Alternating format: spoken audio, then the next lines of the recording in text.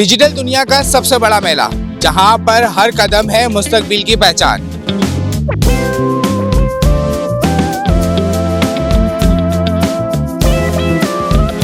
अस्सलामुअलैकुम नाज़रीन, कराची डिजिटल के साथ मैं हूं अरफात आगबानी और आप देख रहे हैं आज की हकीकत। इस वक्त मैं मौजूद हूं ITCA एशिया 2025 जो कि मुनक्किद हुआ है एक्सपो सेंटर कराची 2025 का 23 सितंबर से लेकर 25 सितंबर तक। तो आइए आगाज करते हैं एक नए सफर का।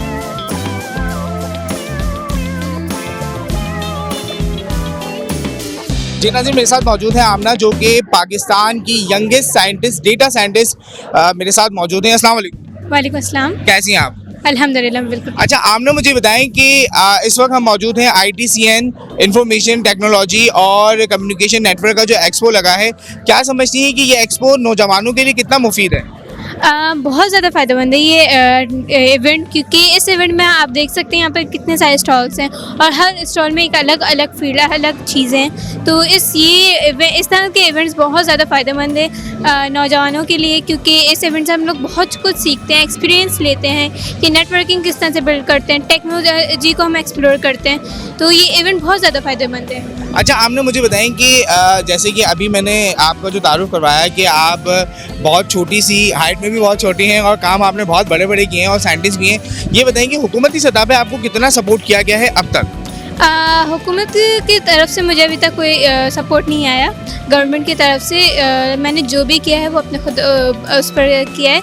गवर्नमेंट ने कोई सपोर्ट नहीं किया। मैं डेटा साइंस बनी, वो मैं खुद अपने दम पर बनी, डेवलपर बनी, मैं अपने दम पर बनी, लेकिन गवर्नमेंट ने कोई सपोर्ट नहीं किया। कोई सपोर्ट नहीं किया। अच्छा मुझे बताएं कि इस तरह के जो एक्सपो हैं वो 3 दिन के होते हैं आमतौर पर। पिछले साल भी 3 दिन का हुआ था और इस साल भी 3 दिन का ही हुआ है, 23 सितंबर से 25 सितंबर तक। तो क्या लगता है कि ये दिन कम है या और ज़्यादा दिन होने चाहिए, ये भी दिन ज़्यादा है?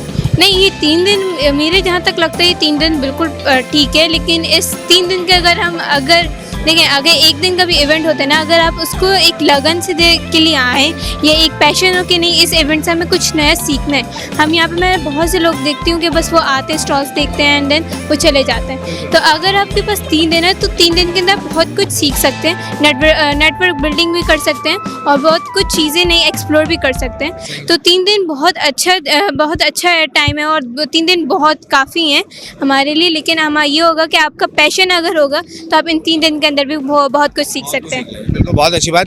अच्छा लास्ट क्वेश्चन मेरे को ये बताएं कि क्या मैसेज कन्वे करना चाहेंगी आपकी जनरेशन को, क्योंकि आप लोग जेनजीज हैं, तो क्या कन्वे करना चाहेंगी? क्योंकि आजकल की जो जनरेशन है वो मोबाइल तो यूज़ करती है लेकिन सिर्फ यूट्यूब, फेसबुक या इंस्टाग्राम तक ही यूज़ करती है। आपके लेवल तक कोई क्यों नहीं पहुँच पा रहा, क्या वजह है?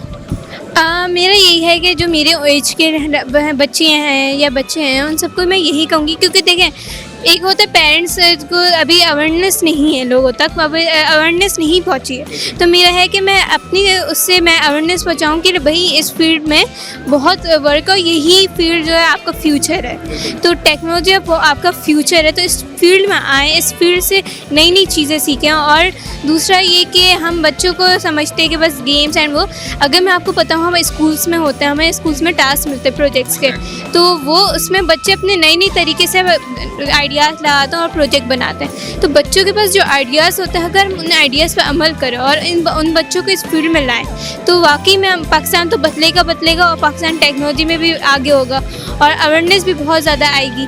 तो यही है कि आप लोग शुरू करें, क्योंकि 10 to 20 एज जो है वो आपकी प्रैक्टिकल लाइफ जो करियर लाइफ होती है और 10 से 30 जो प्रैक्टिकल लाइफ होती है। तो आपको अपने जो एक तो आप खेल भी सकते हैं, 20 के बाद भी आप खेल सकते हैं, एंजॉय कर सकते हैं, लेकिन हाँ इस एज में आप अपना पढ़ें, सीखें और कभी भी हार ना माने, दूसरे लोगों की बातें ना सुने, क्योंकि वो सिर्फ आपको जो है बोलते हैं कि डिमोटिवेट करते हैं। लेकिन मेरा यही है कि मुझे भी बहुत से लोगों ने किया, लेकिन अब मैं उन पर इतना फोकस नहीं करती। मेरा है कि मैं बस अपने आप पर फोकस करूं, अपने वर्क पर करूं और उन लोगों को कर दिखाऊं।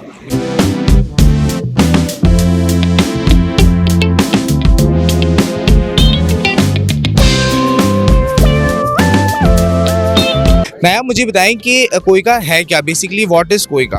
Okay, so basically, this is a donor-funded organization, UN Women का. I'm Nayab, I'm from Peshawar.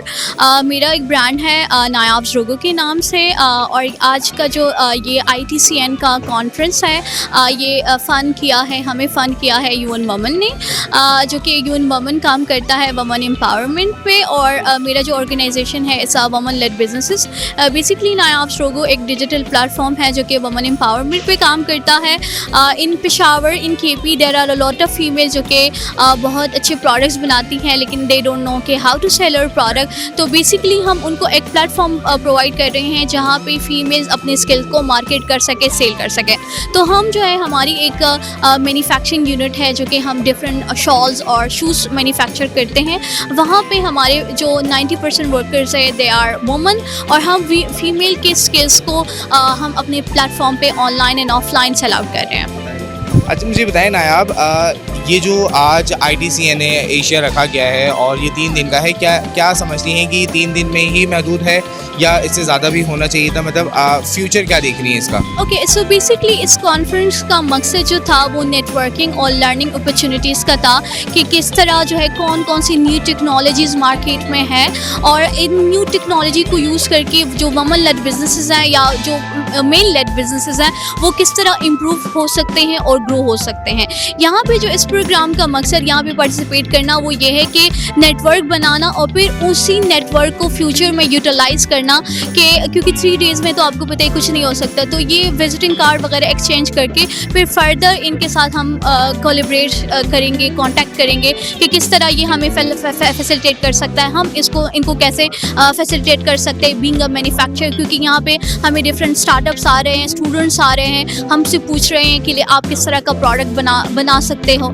तो भी ये इन जो इस तरह की कॉन्फ्रेंसेस होते हैं, उनका मकसद ही नेटवर्किंग और लर्निंग अपॉर्चुनिटीज़ हो सकती हैं कि हम जो है अपने आइडियाज़ को एक्सचेंज करके म्यूचुअली अपने बिजनेसेस को ग्रो कर सकें. जी नाज़रीन, इस वक्त मैं मौजूद हूँ JBL के स्टॉल पर और हमारे साथ मौजूद हैं अहमद भवानी साहब. सर, मुझे बताएं कि JBL क्या है, मतलब क्या चीज़ है जो आप यहाँ पे ITCN के रिप्रेजेंट कर रहे हैं? What is JBL? Sir, JBL एक अमेरिकन कंपनी है, प्रोफेशनल इक्विपमेंट्स को डिज़ाइन करती है, और जितने भी मेगा इवेंट्स होते हैं उसमें आपको JBL के प्रोडक्ट्स वर्ल्ड ओवर देखेंगे. चाहे जिसका भी लाइव कॉन्सर्ट हो, स्पीच हो, ऑडिटोरियम्स हो, हाई क्लास, जितने भी पाकिस्तान में जितने बड़े ऑडिटोरियम्स आपको दिखेंगे ना, जैसे आप नापा में जाएंगे तो वहाँ पे भी हमारा साउंड सिस्टम लगा होता है JBL ब्रांड का ही. और JBL की क्वालिटी ये है कि आप 1000 बंदा हो या 1 लाख बंदा हो, ये सबको ऑडियंस को पूरा ऑडियो सोल्यूशन प्रोवाइड करता है. इसके हाईटेक इक्विपमेंट्स है, हाईटेक क्वालिटी स्पीकर्स है, इसमें आपको मिक्सर्स, माइक्रोफोन्स, ये वर्ल्ड क्लास है. इसमें साउंड क्राफ्ट के नाम से मिक्सर्स आते हैं, इनके डिजिटल कंसोल्स आते हैं जो आप देखते होंगे कि राहत फ़तेह अली खान है, आतिफ असलम है, उसके साथ iPad कनेक्टिविटी होती है तो पूरा साउंड को ट्यून करते हैं. तो ये सब हमारे कस्टमर्स हैं जो हमसे सामान लेकर रेंट आउट करते हैं और हम खुद इंस्टॉलेशंस करते हैं. इवन जो बड़ी जामिया मस्जिदें हैं जैसे बैतुस्सलाम है, नूर हनीफ है, उसमें भी हमारा ही सिस्टम लगा होता है. इवन आर्मी में, नेवी में, एयरफोर्स में प्ले ग्राउंड्स होते हैं, मोइन खान अकेडमी में, उसमें सारा साउंड सिस्टम हमने ही डिज़ाइन और लगाया हुआ होता है. सर, मुझे बताएं कि बाकी साउंड सिस्टम ऐसे होते हैं कि वो क्लैप्स कर जाते हैं या तो फिर कभी कभार आवाज़ सही नहीं आ सकती, तो JBL ऐसा क्या प्रोवाइड कर रहा है कि ये क्लैप्स नहीं करता? सर, JBL की ना अपनी इंजीनियरिंग टीम है और ये USA बेस्ड है. तो ये जो है ना हाई क्वालिटी प्रोडक्ट्स बनाते हैं, हाई SPL, जो मेगा इवेंट्स को कवर करें. जो हमारे कॉम्पिटिटिव ब्रांड्स हैं वो पाकिस्तान में ज़्यादातर 99% सब फेक कॉपी बेचते हैं. तो वो लोकल प्रोडक्ट होता है, एक इंजीनियर का बना हुआ होता है, वो सब अकूस्टिक, फ्रिक्वेंसी रिस्पॉन्स सब कुछ चेक करता है. तो उसकी एक डिज़ाइनिंग होती है.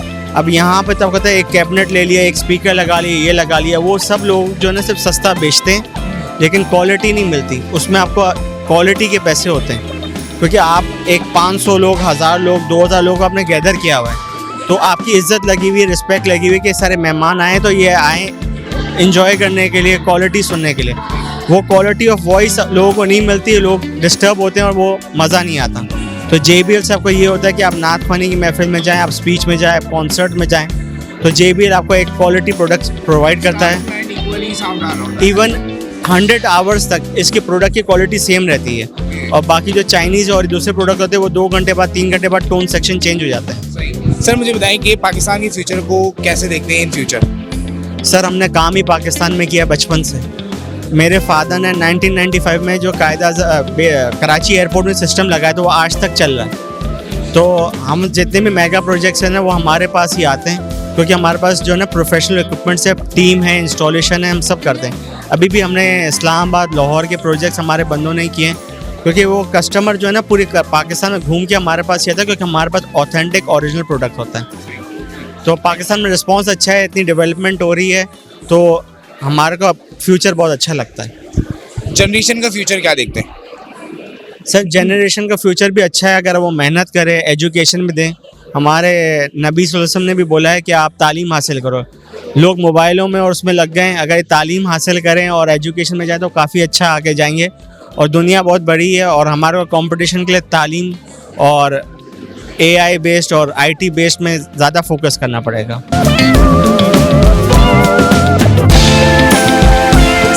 I'm Irtika Naveed, a senior AI engineer at One Network. Currently हम One Network में IT से रिलेटेड इंफ्रास्ट्रक्चर को प्रिजर्व करने के लिए, डैमेजेस से बचाने के लिए और सेफ सिटीज़ को, ट्रैवल्स को इनकरेज करने के लिए बहुत सारे IT सॉल्यूशंस प्रोवाइड कर रहे हैं, जिनका मैं आपको अभी डेमो करा देती हूँ। So basically we have this WEM system, weigh in motion जिसको बोलते हैं। Initially the problem started with this कि हमारे पास जो ट्रक ड्राइवर्स होते थे, जो हैवी व्हीकल्स होती थी, वो ओवरलोडेड होती थी, जिसकी वजह से रोड का जो इंफ्रास्ट्रक्चर है वो डैमेज हो जाता था। और उसको सेव करने के लिए हम लोगों ने अभी एक इंटेलिजेंट सिस्टम इंट्रोड्यूस किया है, जो कम्प्लीटली इंडिजिनस सिस्टम है। इसके ऊपर होता क्या है कि हमारे पास ट्रक्स या हैवी व्हीकल्स पास ऑन करते हैं यहाँ से जैसे ही, तो एक्सेल बाय एक्सेल इनका वेट मॉनिटर होता है, और अगर कोई एक भी एक्सेल इसमें ओवरलोडेड आ रहा है तो हम उसको पास ऑन नहीं करने देंगे। द आइडिया इज़ दिस कि वो व्हीकल उस रोड पे ट्रैवल करने के लिए अलाउड नहीं है। So this is WEM। अच्छा, इसके बाद दूसरा हमारा जो सिस्टम है ये बेसिकली ATS सिस्टम है हमारे पास। ये इलेक्ट्रॉनिक ट्रॉलिंग सिस्टम है। इसमें हम लोगों ने ह्यूमन इंटरवेंशन को कम से कम करने के लिए ये बूथ्स बनाए हैं, जिसमें पहले कैश की जो ट्रांजैक्शंस होती थी वो इंसानों के साथ की जाती थी। अभी हम लोगों ने इसको ह्यूमनलेस बनाने के लिए कम्प्लीटली ये सिस्टम्स इंस्टॉल किए हैं। इसके अंदर PC भी है, इसके अंदर टेम्परेचर कंट्रोल यूनिट्स भी हैं, और फिर पूरा जो डाटा है वो हमारी फाइबर के थ्रू आउट पाकिस्तान हम डिसेंट्रलाइज सिस्टम जो है वो मेंटेन कर रहे हैं। और इस तरह से ट्रांजैक्शंस होती हैं जो कि कम्प्लीटली सीमलेस हैं, और इसके ऊपर ट्रैफिक का कंजेशन नहीं होता टोल प्लाजास के ऊपर। Now we move on to this system. ये बेसिकली आपको टोल प्लाजास पे हर जगह पे नज़र आएगा। दिस इज़ हमारा ये फेयर डिस्प्ले यूनिट है, जिसके ऊपर आपका फेयर डिस्प्ले होता है, जो कि MTAG के अंदर कितना रिचार्ज है और कितना आपने टैक्स पे किया है। ये हमारे पास ANPR रीडर है, जो कि आपकी नंबर प्लेट डिटेक्ट करता है। ये RFID रीडर है। यहाँ से आपका MTAG जो है वो स्कैन होता है, और उसके अंदर का जो डाटा है वो यहाँ पे डिस्प्ले करके आपका टोल डिटेक्ट होता है। और इस प्लेट को जो है रॉड को हम लोग ऑफ करते हैं या इन प्लेस करते हैं। उसके बाद ये जो एक गेंट्री है ये आपको हर मोटरवे के ऊपर नज़र आएगी। इसमें बेसिकली हम ये कर रहे हैं कि ITS बेस्ड कैमरा है हमारे पास, जो कि इसके अंदर आर्टिफिशियल इंटेलिजेंस इंकलकेट की गई है। ये आपका नंबर प्लेट रीड करता है, और इसके बाद IR ब्लास्टर्स के थ्रू, स्ट्रूप लाइट्स के थ्रू हम ये करा रहे हैं कि जो वायलेशंस होती हैं ट्रैफिक रूल्स की, उनको हम जो है केटर कर रहे हैं। वो डिटेक्ट होती हैं और आगे फिर पिंग जनरेट होता है to the law enforcement agencies, या उनका फ़ाइन वगैरह जो जनरेट करना होता है। अच्छा, उसके लिए हम बेसिकली हमारे पास यहाँ पे एक रेडार भी यूज़ हुआ हुआ है, जो कि तकरीबन 130 ऑब्जेक्ट्स को एट द सेम टाइम आपको कैप्चर करेगा, उनके मूवमेंट को। और यहाँ पे ओवर स्पीडिंग अगर हो रही है तो 130 ऑब्जेक्ट्स को, व्हीकल्स को एट द सेम टाइम वो इंडिकेट करेगा, जो कि एक ह्यूमन के लिए पॉसिबल नहीं है। तो इसमें IT की बहुत ज़्यादा ऑब्वियसली एडवांसमेंट है। Next we move on to this system. ये ITS का बेसिकली डिस्प्ले है। इस तरह से हमारे पास डाटा आता है, जो कि अगर वायलेशन कोई डिटेक्ट होती है, हमारे पास तकरीबन 20 से ज़्यादा वायलेशन है जो कैमरा के थ्रू डिटेक्ट करना पॉसिबल है, और उसमें से हम 4 को fully completely through out Pakistan on all the motorways हम उसको इम्प्लीमेंट करा रहे हैं। This is how this looks. अभी टाइम हो रहा है तकरीबन 4:55 PM, और ये लाहौर सियालकोट का लाइव डेमो चल रहा है। यहाँ पे लास्ट हमारे पास जो डिटेक्ट हुई है वायलेशन, दैट इज़ 1652 की, और वो है नो लाइसेंस प्लेट। स्पीडिंग में आ रहा है इसका, और कि ओवर स्पीड करिए ये व्हीकल, उसके बाद वायलेशन टाइम आता है, स्नैपशॉट लोकेशन आती है, डायरेक्शन, और ये स्पीड भी बता देगा। और ये व्हीकल टाइप के हिसाब से होता है कि डिफरेंट व्हीकल्स जो हैं वो डिफरेंट स्पीड के हिसाब से मोटरवेज पर ट्रैवल करना अलाउड होती हैं। तो इसके पीछे कम्प्लीटली आर्टिफिशियल इंटेलिजेंस चल रहा है, जो कि ये डिटेक्ट करता है कि सीट बेल्ट्स पहनी हुई या नहीं पहनी हुई। उसके बाद अगर मोबाइल फ़ोन यूजेज है, अगर ओवर स्पीडिंग हो रही है, या फिर आप कह सकते हैं कि लेन्स की वायलेशन हो रही है, तो ये हमारे पास AI के थ्रू एक पिंग जनरेट करके आप इसकी इलेक्ट्रॉनिक जो वो है दे सकते हैं।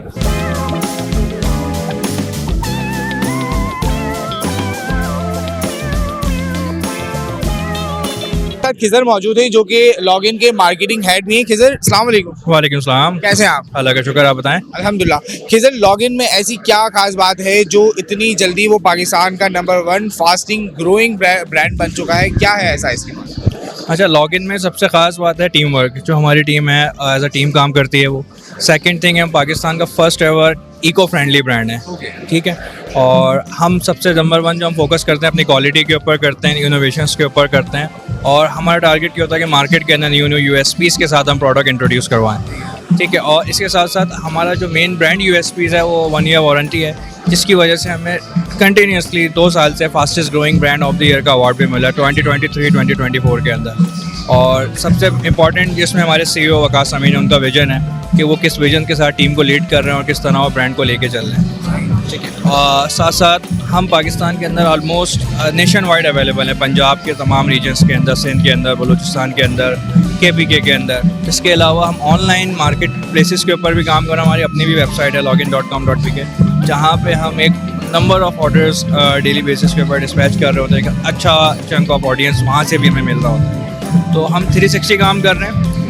हम फुल फ्लैश टू 2025 से हैं मार्केटिंग के अंदर, और इंशाल्लाह जो हमारा विजन है कि लॉगिन को और हाइट्स के ऊपर लेके आना, और लॉगिन तरक्की करेगा तो पाकिस्तान तरक्की करेगा, पाकिस्तान तरक्की करेगा तो लॉगिन तरक्की इंशाल्लाह। अच्छा, मुझे बताएं कि सर कि आज ऐसी क्या आपने एक्टिविटीज़ की है जिससे लोग इंगेज हो सके लॉगिन के साथ? अच्छा, सबसे पहले हमने यहाँ पे एक गेमिंग असेंबली लगाई है, जिसमें हमने गेम बनाया है, जिसके अंदर हम टॉप स्कोरर्स जो होंगे तेरी, उनको हम स्मार्ट वॉचेस गिफ्ट करेंगे। तो अराउंड उस एक्टिविटी के ऊपर हमारे पास बहुत ज़्यादा एक ट्रैफिक का पुल आया है, जो ओवरऑल टॉस पे मुझे देखने को नहीं मिला टिल मॉर्निंग ना, फ्रॉम मॉर्निंग। सो ये एक रीज़न था। इसके अलावा एक असेंबली हमने लेफ्ट साइड पे भी लगाई है, जहाँ पे हमने अपनी वेबसाइट ऑन की है, जहाँ पे हम ITCN 10 का हमने कोड जनरेट किया, जहाँ पे लोग ऑनलाइन ऑर्डर कर सकते हैं ऑफिशियल कियोस्क पे खड़े होके, और 10% डिस्काउंट हासिल कर सकते हैं, ठीक है। इसके अलावा हमने यहाँ पे जिस तरह अपना प्रोडक्ट डिस्प्ले किया है वो भी बहुत अट्रैक्टिव है। जो कलर्स हमने यूटिलाइज़ किए हमारे ब्रांड कलर्स हैं, येलो, वाइट और ग्रे, तो वो भी ओवरऑल एक चार्म उसके अंदर वाला। बाकी ओवरऑल पूरी जो हमारी टीम है लॉगिन, जिसमें सेल्स टीम है, मार्केटिंग टीम है, अकाउंट्स है, फाइनेंस है, वेयर हाउस की टीम है, उन सबका एक इंपॉर्टेंट रोल है कि इस इवेंट को उन्होंने इतना सक्सेसफुल बनाया कि फर्स्ट डे ही हमारे पास, जब से हमने स्टार्ट किया, एक अच्छा ऑडियंस का चंक हमारे पास मौजूद है। अगर आप देखें भी तो डिफरेंट स्टॉल की निस्बत यहाँ पे एक ज़्यादा क्राउड भी है, और ओवरऑल एक्टिविटी पॉजिटिव वाइब्स हैं यहाँ पे। सर, मुझे बताएं कि मार्केट में ऐसी कौन सी कंपनी जिसको लॉगिन समझता है कि इसको बीट करना है? देखें, हम इस पॉइंट ऑफ व्यू से तो नहीं चल रहे कि हम किसी कंपनी के साथ कंपटीशन करें, वो करें। हमारा एक अपना विजन है, एक अपना गोल है कि हमें उस हाइट पे लॉगिन को लेके जाना जहाँ कोई और नहीं पहुँच सकता। ये सिर्फ एक नुमाइश नहीं बल्कि नए दौर की शुरुआत है। यहाँ से निकलने वाला हर ख्याल मुस्तकबिल की ज़मानत है। इसी के साथ अपने मेज़बान को दीजिए इजाज़त। देखते रहिए कराची डिजिटल न्यूज़। अल्लाह निगहबान।